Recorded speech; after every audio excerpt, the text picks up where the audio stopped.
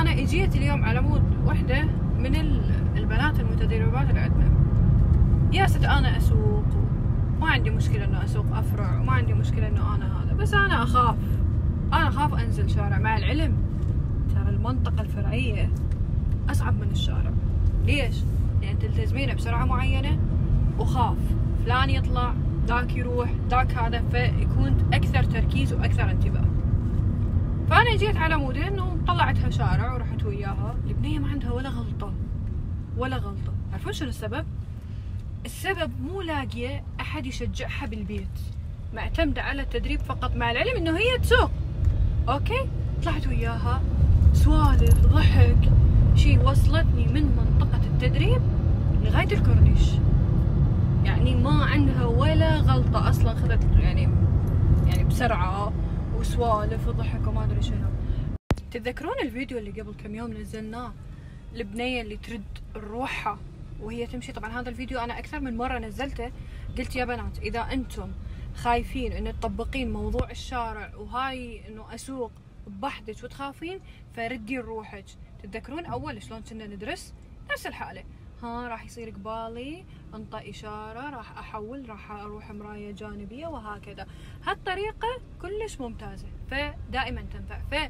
فنصيحه يا بنات، اذا ردتي تطلعين بوحدك، اول شغله تسلحي انك خليك جريئه. يعني اساسا 90% من السياقه جرأه. كوني جريئه، من بعد ما تكونين جريئه تحددين الوجهه اللي انت رايحه لها، واهم شغله تندلين.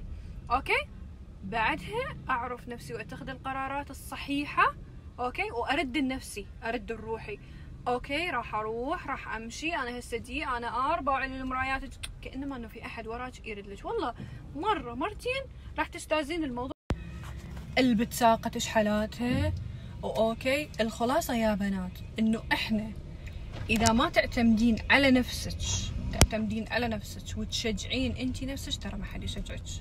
اوكي، واذا ما تقولين انه انا راح امشي وراح ادبرها وراح اسوق وراح اوصل المكان اللي انا اريده، ترى ما راح تشوفين. انا خاف اطلع، خاف اندعم، خاف لا، ليش؟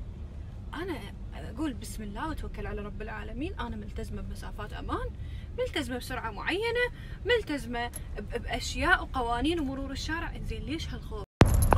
حطي ببالك الاشياء الايجابيه.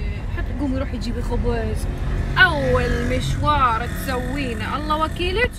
شنو عندك اشياء ناقصتك بالبيت؟ روحي لاقرب سنتر الك وتسوقي. هاي واحد.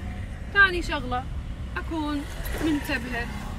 لا توقفين عند حد معين والله، ولا تنتظرين من احد انه هو يشجعك، لا تنتظرين من احد انه هو خلاص اسوي نفسي اشياء بنفسي كان الله يحب المحسنين وبس. سلام.